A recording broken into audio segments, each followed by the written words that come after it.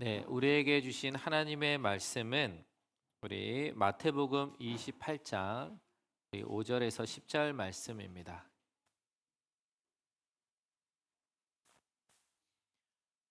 네, 마태복음 28장 우리 5절에서 10절 말씀.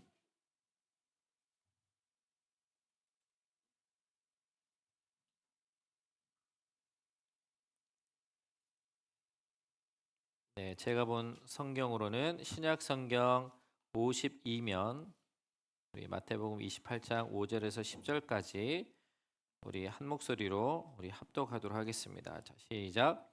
천사가 천사가 여자들에게 여자들에게 말하여 말하여 이르되 이르되 너희는 무서워하지 말라. 십자가에 못 박히신 예수를 너희가 찾는 줄을 내가 아노라. 그가 여기 계시지 않고 그가 말씀하시던 대로 살아나셨느니라. 와서 그가 누우셨던 곳을 보라. 또 빨리 가서 그의 제자들에게 이르되 그가 죽은 자 가운데서 살아나셨고 너희보다 먼저 갈릴리로 가시나니 거기서 거기서 너희가 너희가 배우리라 배우리라 하라. 하라. 보라 내가 너희에게 일렀으니라 하거늘 하거늘 그 그 여자들이 여자들이 무서움과 큰 기쁨으로 빨리 무덤을 떠나 제자들에게 알리려고 달림질할세. 예수께서 그들을 만나 이르시되 평안하냐 하시거늘 여자들이 나아가 그 발을 붙잡고 경배하니 이에 예수께서 이르시되 무서워하지 말라. 가서 내 형제들에게 갈릴리로 가라 하라. 거기서 나를 보리라 하시니라. 아멘. 아멘. 네, 할렐루야. 아멘. 네, 오늘 또 부활 주일을 또 맞이하며 또 감사함으로 주님 앞에 나오시는 우리 성도님들 진심으로 환영합니다. 우리 옆에 계신 분들과 우리 함께 인사하겠습니다. 예수께서 부활하셨습니다.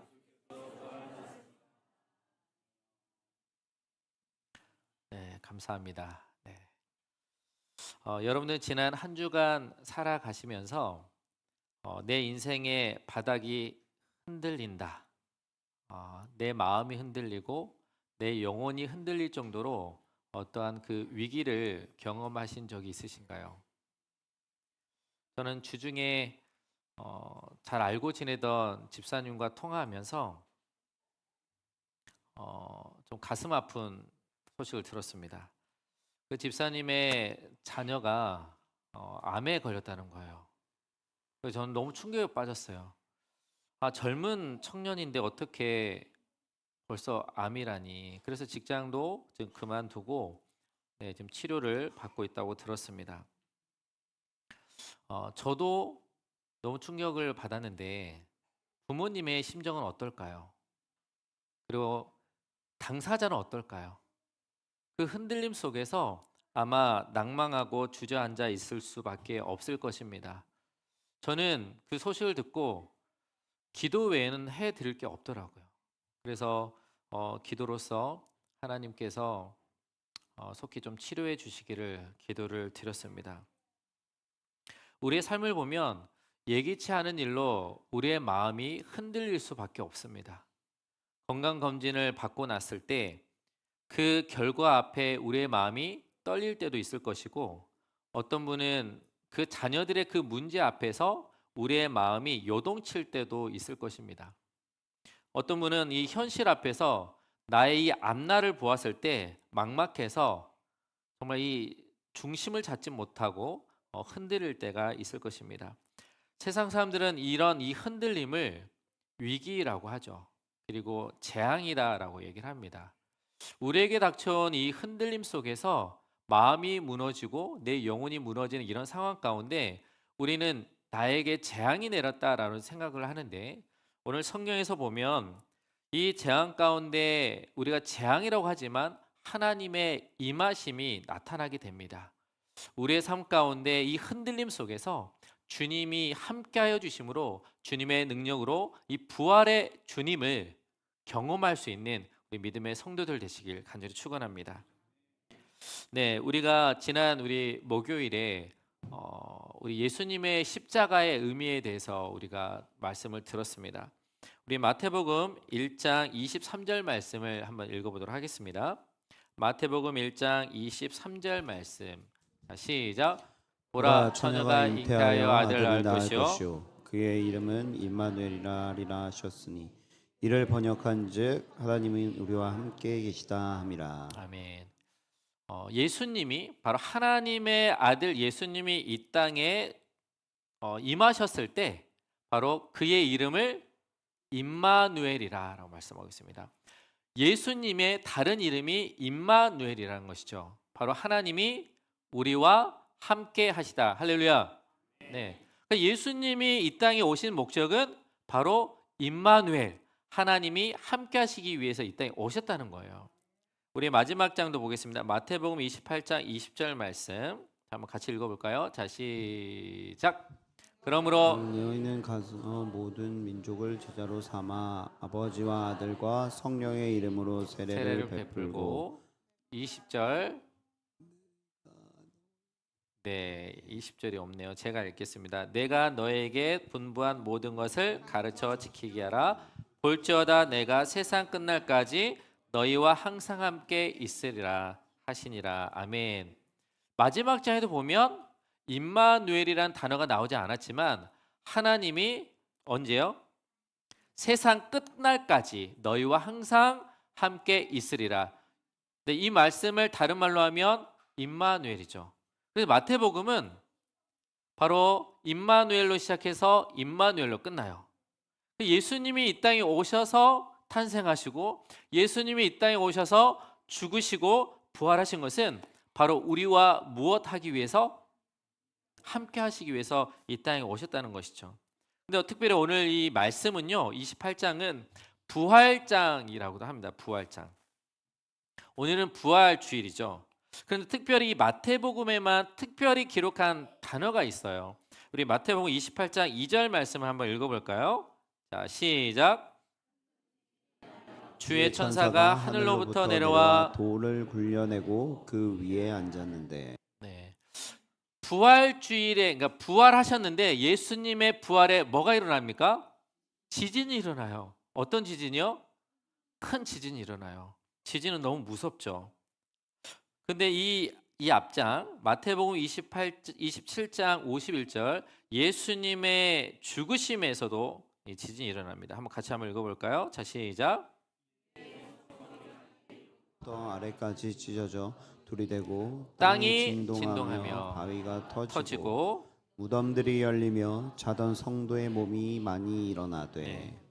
네, 마태는 예수님이 십자가에서 숨을 거두셨을 때도 땅이 진동했다. 지진이 일어났다라고 표현을 하고 있습니다. 마태는 왜 예수님의 그 죽으심에 그리고 예수님이 부활하신 그 현장 속에서 지진이 일어남을 강조하고 있을까요? 그 이유가 무엇일까요? 우리 출애굽기 19장 18절 말씀을 한번 읽어보도록 하겠습니다. 출애굽기 19장 18절 말씀. 자, 시작. 신의 산에 연기가 자욱하니 여호와께서 불 가운데서 거기 강림하십니다. 그 연기가 옹기가마 연기같이 떠오르고 온 산이 크게 진동하며. 아멘. 지금 출애굽기 19장은요. 모세가 이스라엘 백성들을 애굽 땅에서 구원해 내셨잖아요. 그리고 시내 산에 함께 모이게 하는 거예요. 그리고 그곳에서 하나님이 만나 주십니다. 그리고 이것을 결혼식이라고 해요.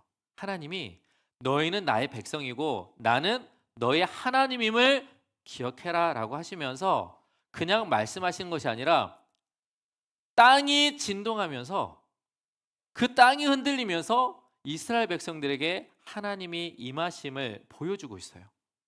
하나님께서 그냥 말씀하신 것이 아니라 그들이 땅이 흔들리면서 뭔가 이 사건은 너무 중요한 사건인데 하나님이 임하신 사건을 강조하기 위해서 땅이 흔들리는 표현을 하고 있는 거예요.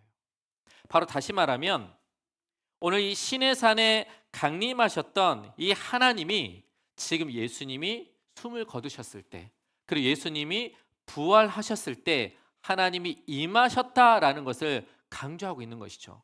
다시 말씀드리면 지진은 단순한 자연재해가 아니라 하나님이 이 땅에 직접 발을 디디셨다.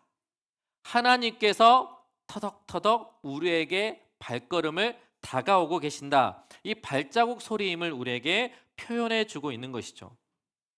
이 말씀은 2000년 전에 바로 이 성경 시대에만 말씀해 주신 것이 아니라 오늘날 우리에게도 주님께서 말씀해 주고 있는 것이죠. 바로 이 흔들림 속에, 이 지진 속에 하나님이 뭐 하셨다는 거죠? 임하셨다라는 것을 우리에게 말씀해 주고 있는 것입니다. 사랑하는 성도 여러분, 하나님을 만나고 싶습니까? 하나님을 체험하고 싶으십니까? 그러면 예수님의 십자가와 부활을 묵상하시기 바랍니다. 그러면 그 묵상 가운데 주님이 우리 안에 임하여 주실 줄 믿습니다. 그러면 그 임하신 가운데 강력한 하나님의 떨림과 그 영적인 진동으로 하나님을 체험하게 되실 것입니다. 오늘 이 부활 사건에는요, 하나님의 능력이 나타나게 되는데 땅이 흔들리고, 그리고 땅이 흔들리면서 무덤 문이 열립니다. 그리고 예수님이 부활하신 사건을 우리에게 말씀해 주고 있는 것이죠. 죽어있던 이 갇혀있던 무덤이 열리게 되는 것이죠. 이 말씀은요, 예수님이 부활한 사건이 우리에게도 나타나고 있다는 거예요.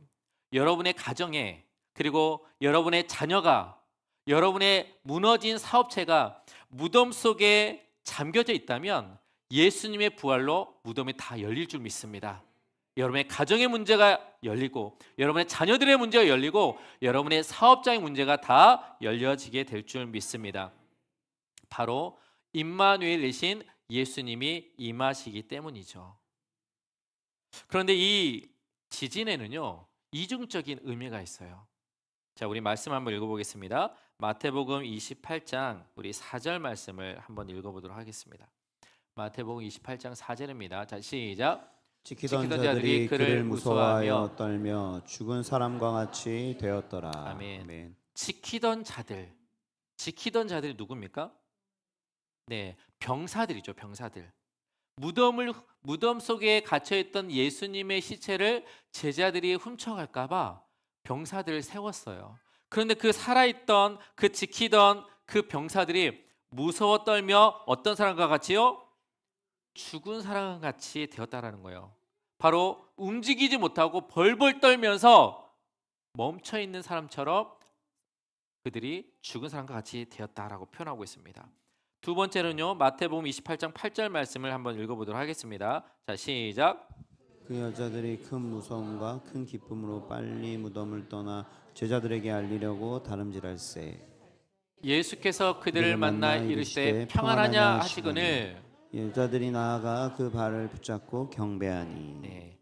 지진이 일어났을 때 지키던 병사들은 무서워서 죽은 자와 같이 어떻게 했다고요? 죽은 자와 같이 되었다라고 표현하고 있잖아요. 그런데 오늘 또 다른 이 여인들은요, 어떻게 표현하고 있죠? 무서움과, 그들도 무서웠어요. 지진 앞에서, 그 위기 속에서, 재앙 속에서 우리는 무서워할 수밖에 없습니다. 그런데 더 플러스가 된 게 무엇입니까? 큰 기쁨이라는 거죠. 할렐루야. 바로 하나님의 임하심을 경험할 때 지진이 일어나게 되는데 두려움이 생길 수 있습니다. 공포가 우리에게 밀려올 수 있습니다. 그런데 우리에게 더 큰 은혜가 임한 것은 무엇이냐면 큰 기쁨이 우리에게 임하게 된다라고 말씀하고 있습니다. 사랑하는 성도 여러분, 오늘 이 예배 자리가 여러분들에게는 어떤 자리이십니까? 세상의 풍파 앞에 죽은 자처럼 굳어버린 자리입니까? 아니면 무섭지만 떨리지만 주님이 주신 그 기쁨으로 가슴이 뛰는 자리이십니까? 오늘 이 본문에는요, 역설적인 의미가 담겨져 있습니다. 무덤 속에 누가 죽어 있죠? 예수님이 죽어 계셨어요. 그런데 하나님이 임하시니까 그 예수님이 어떻게 하셨죠? 부활하셨어요. 근데 반대로 무덤 밖의 병사들은 죽어 있습니까? 살아 있습니까? 살아 있는 자들이었어요. 그들은 무기를 들고 권세를 가지고 있는 사람들이었습니다. 그런데 그들이 하나님이 임하자 어떻게 나타나죠? 살아있는 것이 아니라 죽은 자처럼 되었다라는 거예요.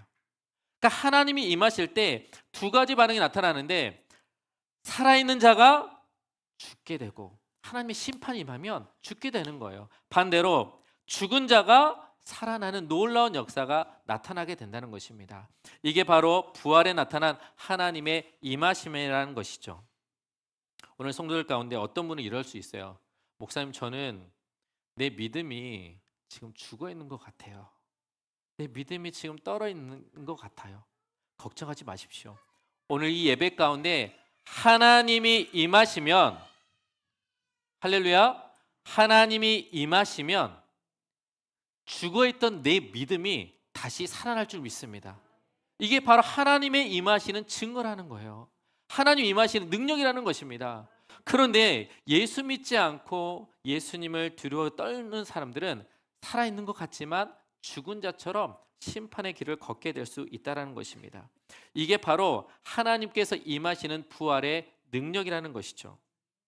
오늘 성경에서는요, 바로 무덤 속에 갇혀있던 예수님이 부활하심으로 인해서 로마 병정들은 두려워 떨면서 죽은 자처럼 나아가지만 예수 믿는 하나님의 자녀들은 하나님이 무엇을 주십니까? 큰 기쁨을 주셨다는 거예요. 그래서 그 부활하신 그 주님이 9절에서 보면 예수께서 그들을 만나 이르시되 평안하냐라고 말을 걸었을 때 이 평안하다라는 이 말이 이 원문에 보면요, 카이레네라고 해서 기뻐하라라는 의미예요. 예수님께서 만나주신 하나님의 백성들에게 기뻐하라라고 얘기하는 거예요. 절망하지 마라, 두려워하지 마라, 낭망하지 마라, 기뻐해라라고 주님은 말씀하고 있습니다. 사랑하는 아들아, 사랑하는 딸아, 네 마음속에 네 상황 가운데 여전히 흔들림이 있느냐? 그 두려움 속에서, 재앙 같은 그 상황 속에서 네가 일어날 수 없는 상황 속에 있느냐? 걱정하지 마라. 내가 임하면 그 상황이 역전될 것이다.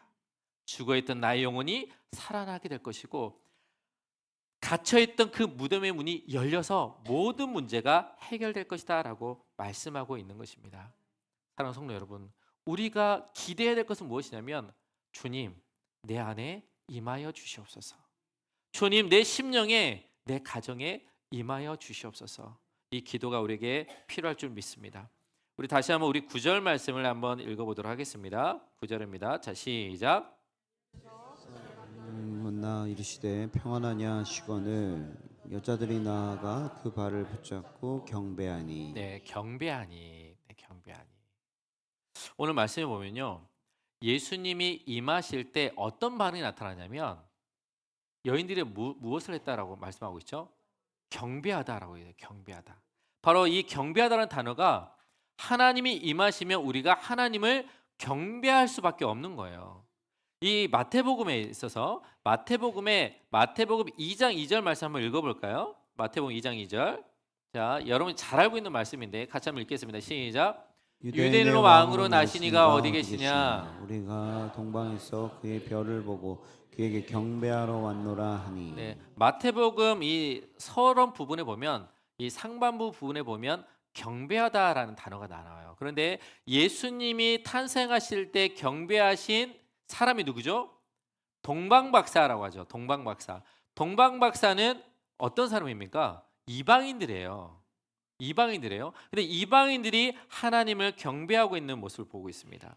그런데 오늘 마지막 부분에 방금 읽었던 마태복음 28장 9절 말씀에 보면 누가 경배하고 있죠? 여인들이 경배하는 거예요.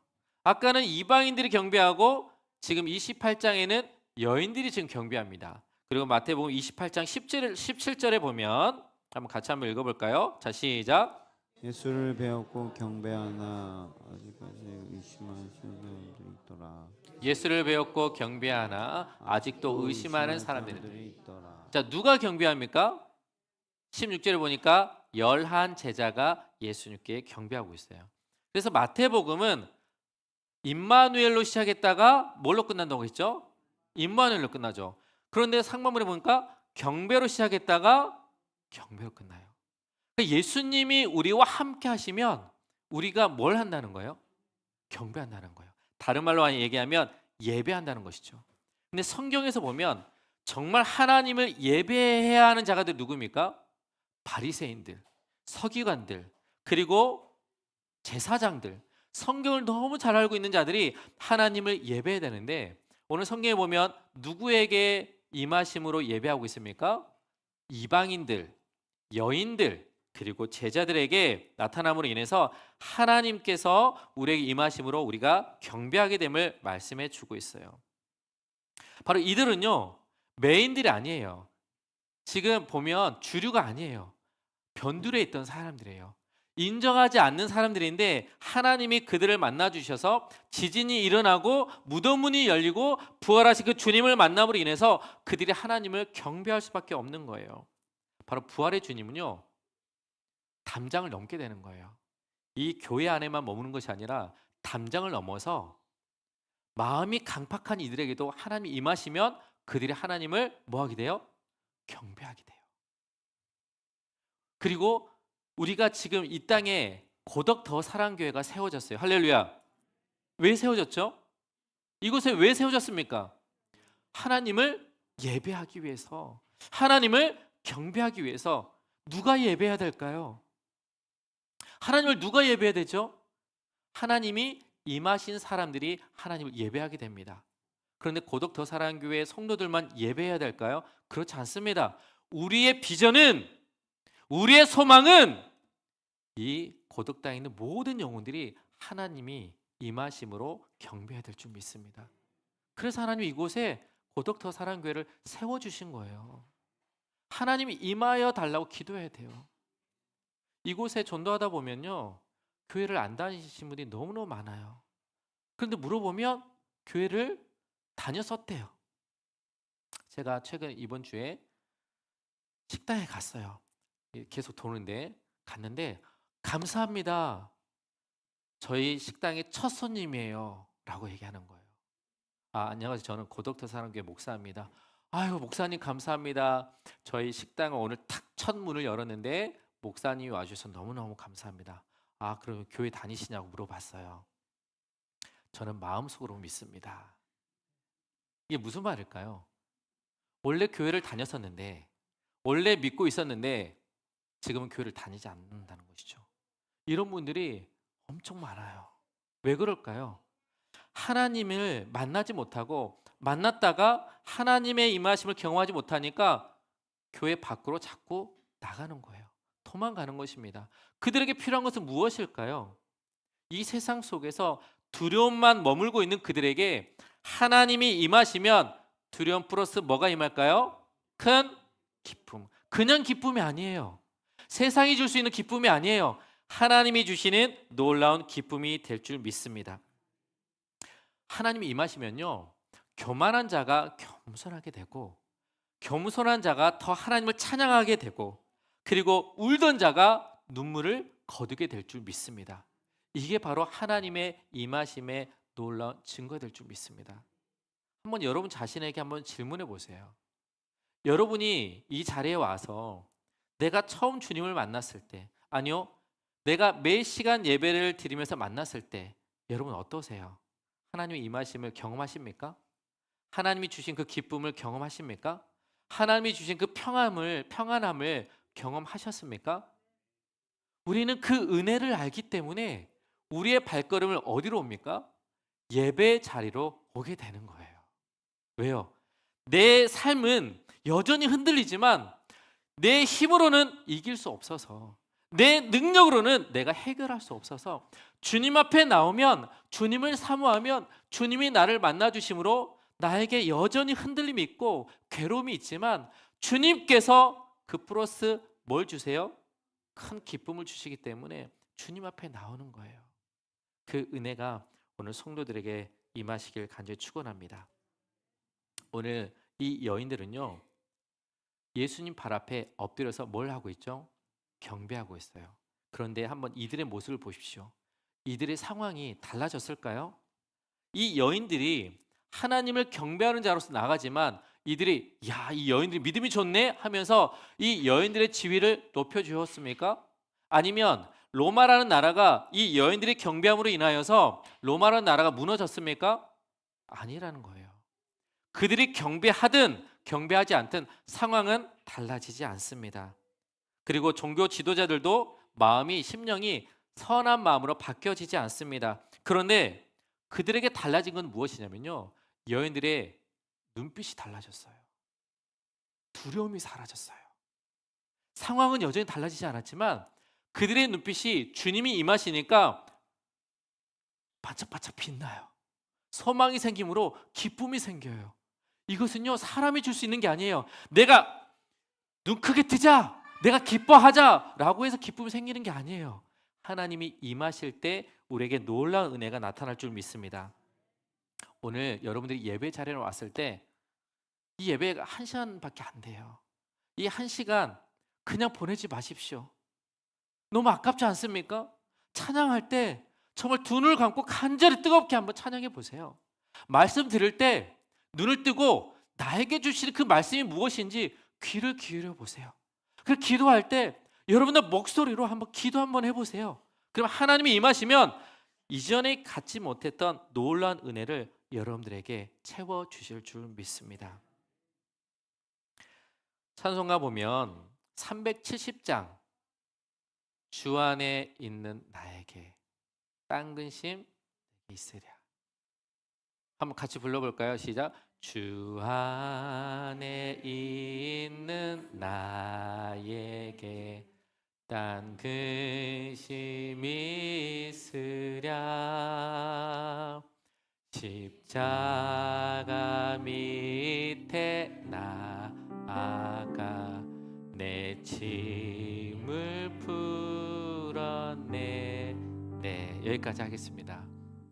주 안에 있는 나에게 딴 근심이 있겠습니까? 있을 수 있죠. 우리가 예수 믿는다고 해서 근심이 완전히 사라진 게 아니더라고요. 아까 서도 얘기했지만 그 집사님 가정은요, 정말 신실한 가정이에요. 선교도 많이 하시고 교회에서도 봉사를 얼마나 많이 하시는지 몰라요. 그런데 예기치 않게 자녀에게 암이 생긴 거예요. 얼마나 두렵겠습니까? 얼마나 무섭겠습니까? 오늘 이 주 안에 있는 나에게 이 찬송을 만든 사람이 희윗이라는 교사예요. 그 교사가 하나님을 믿는 사람인데 청소년을 상담하다가 폭행을 당한 거예요. 학생에게 폭행을 당했어요. 그래서 이 깁스한 상태에서 병원에 입원하게 됐습니다. 이 교사는요, 낭망하면서 하나님을 원망한 거예요. 하나님, 왜 저에게 이런 시련을 주십니까? 저는 하나님이 주신 달란트로 귀한 영혼들을 상담함으로 그들을 더 좋은 환경으로 더 좋은 사람으로 만들기 위해 상담했는데 그 어린애한테 맞아서 제가 병원에 입원했습니다. 어떻게 이럴 수 있습니까? 너무 괴롭습니다. 하면서 이가 낭망하고 있는데 갑자기 어디선가 찬양 소리에 들린 거예요. 야, 나는 지금 너무 괴로운데 저 사람은 뭐가 그렇게 즐거워서 찬양을 부를까? 그래서 봤더니 그분이 그 병원에서 청소하시는 아줌마였던 거예요. 청소하시는 흑인 아줌마예요. 그래서 물어봤어요. 당신은 뭐가 그렇게 즐거워서 그 노래가 찬양이 하나님을 노래하는 찬양이 그렇게 나옵니까? 라고 얘기했더니 저는 하나님이 찬양하게 하시는데 어떻게 찬양을 안 할 수가 있어요? 라고 얘기하는 거예요. 하나님이 내 입술 속에서 노래가 나오게 하시는데 어떻게 이 찬양을 멈출 수가 있어요? 멈출 수가 없다는 거죠. 그 이야기를 들은 이 교사가 너무 충격에 빠진 거예요. 아, 내 안에 주님이 계시는데 왜 이깟 일로 내가 무너져 있을까? 여전히 하나님은 살아 계시는데 예수님이 부활하심으로 끝난 게 아니라 그 2000년 전에 부활하신 그 주님이 지금도 나와 함께 계시는데 왜 나는 낭망하고 있을까? 그래서 이 찬양을 만든 거예요. 주 안에 있는 나에게 딴 것이 있으랴. 주님 안에 있는데 어떻게 내가 찬양을 안 할 수가 있는가? 사랑하는 성도 여러분, 우리에게 근심이 있을 수 있어요. 우리에게 아픔이 있을 수 있어요. 우리에게 괴로움이 있을 수 있습니다. 그런데 우리가 여기에 플러스 뭐가 있어요? 큰 기쁨이 있어요. 무엇 때문에요? 하나님이 임하시기 때문에, 우리 안에 누가 계시기 때문에? 예수님이 살아계시기 때문에. 그 주님 앞에 나오시면, 그 주님이 임하시면 우리 안에 있는 모든 문제 속에서 괴로움 플러스 주님이 큰 기쁨을 허락하여 주실 줄 믿습니다. 그 부활의 주님은 여전히 살아계셔서 여러분들과 함께하여 주심을 믿으시길 바랍니다. 그 주님은 지금도 살아계십니다. 여러분들을 살려주길 원하십니다. 여러분을 일으켜 주시길 원합니다. 여러분들이 치유받길 원하십니다. 여러분의 가정의 모든 문제가 해결받길 원하십니다. 여러분 기도하십시오. 주님, 우리 가정에 임하여 주옵소서. 하나님, 나의 육신의 질병 가운데 치유하시도록 임하여 주옵소서. 하나님, 내 불안한 마음 가운데 주님이 임하심으로 하나님 해결해 주시옵소서. 그렇게 기도할 수 있는 우리 믿음의 성도들 되시길 간절히 축원합니다.